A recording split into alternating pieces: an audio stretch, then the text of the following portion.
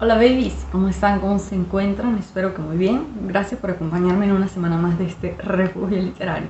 Y hoy quiero hablar de uno de mis autores favoritos, que es nada más y nada menos que Sir Arthur Conan Doyle. Sí, el escritor del famosísimo Sherlock Holmes. Y debo decir que terminé conociendo primero a Agatha Christie, quien creaba al detective Hércules Poirot, y nunca había leído Sherlock Holmes, y de hecho Agatha se inspiró en él, pero bueno, las cosas de la vida mejor tarde que nunca. Cuando comencé las entregas de Sherlock Holmes, admito que no pude parar hasta terminarlos todos, porque realmente es adictivo. Un romance policíaco extremadamente interesante, y hoy quiero hablar del primero de sus libros, Estudio en Escarlata. Pero antes, si te gusta nuestro contenido, acuérdate de apoyarnos con tu me gusta y suscribirte a nuestro canal para que no te pierdas nada.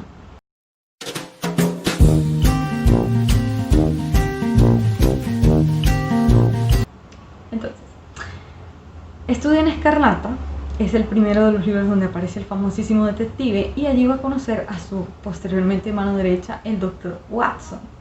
Se van a conocer porque estaban buscando un apartamento para compartir los gastos, y bueno, van a terminar viviendo juntos. Y es el Dr. Watson quien nos va a narrar todas las aventuras posteriores del detective. Pero quisiera hablar un poco sobre su autor, porque un personaje tan enigmático, tan icónico como Sherlock Holmes tiene que tener un creador más o menos con las mismas características. Y sí, muchas de las facultades que tenía Sherlock las tenía por supuesto su creador, como habilidades en el boxeo, en medicina química y obviamente las habilidades deductivas. Él era un médico, pero se dice que estudió medicina más porque era una profesión bien pagada en la época.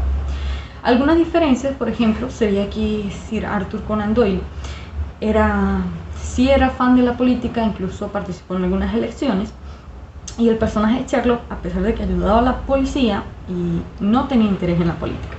Entonces, de hecho, Arthur Conan Doyle gana su título de Sir por escribir un artículo sobre la guerra y, bueno, gana del rey.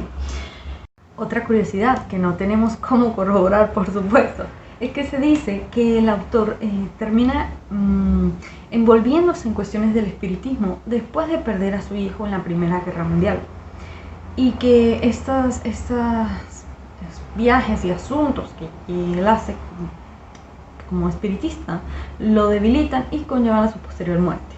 También se dice que murió de un ataque cardíaco, pero bueno, no tenemos cómo corroborar estas informaciones, es lo que leemos por allí. Pero me parece bastante curioso que una persona de hechos, de acciones, termine en algo tan diferente como el espiritismo. Pero, como dice Rubén Blades, la vida te da sorpresas, sorpresas te da la vida.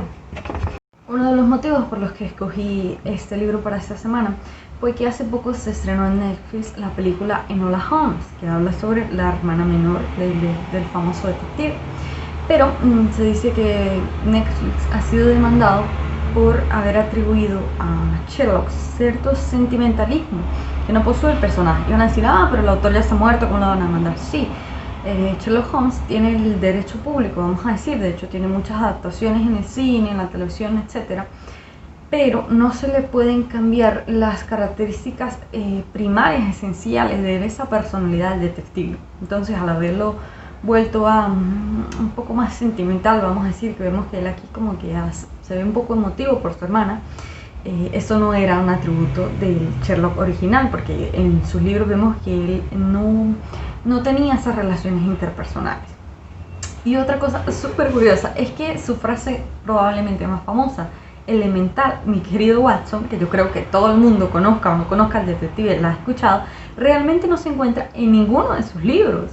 Y es que he pasado por toda su bibliografía y no lo he encontrado. Sí, existe mi querido Watson, varias ocasiones él se refiere a Watson como mi querido, mi caro, pero incluso creo que existe la palabra elemental tal vez ahí suelta, pero jamás junta, jamás esta frase elemental, mi querido Watson. Y viene a atribuírsele después de que se lo mostraran en una adaptación cinematográfica la frase del detective, y esta adaptación incluso fue después de la muerte del autor. Entonces no es una frase del libro como tal. Qué curioso.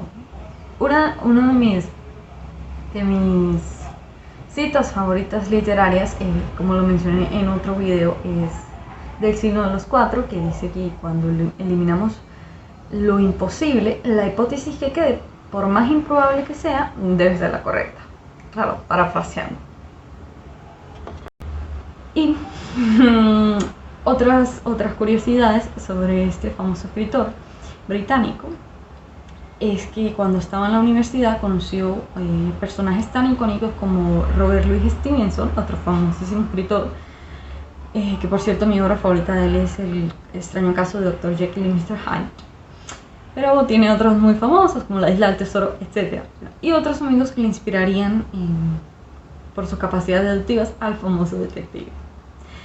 Pero, ¿qué pasa? Sir Arthur Conan Doyle, como él ya dije, tenía interés en la política y en otros temas fuertes, no estaba tan interesado en continuar o en verse tan atrapado en escribir tantos relatos de detective, porque él sentía que le comía el tiempo en el que él quería escribir sobre otros temas más serios, entre comillas. Pero ¿qué pasó? Tuvo un recibimiento tan bueno. Desde su primera publicación, que fue en 1887, el público lo adoró y no le permitieron matar, asesinar al detective. En varias ocasiones se dice que lo intentó, su mamá se lo prohibió incluso.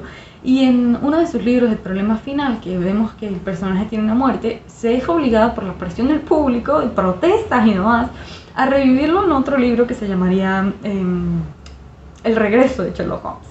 Y claro, tiene muchas entregas, es libros famosos como El Valle del Terror, El Terror de los Baskerville, Este estudio en escarlata, Signo de los Cuatro, Aventura de Sherlock Holmes, El regreso de Sherlock Holmes, El último adiós de Sherlock Holmes, muchos relatos cortos y otros más largos, pero todos excelentes, de verdad lo mantienen a uno así. Bueno, a mí realmente este género me gusta mucho, pero es un género que tiene que ser narrado muy bien, no cualquiera escribe un género policíaco con la maestría con la que escribía Sir Arthur Conan Doyle.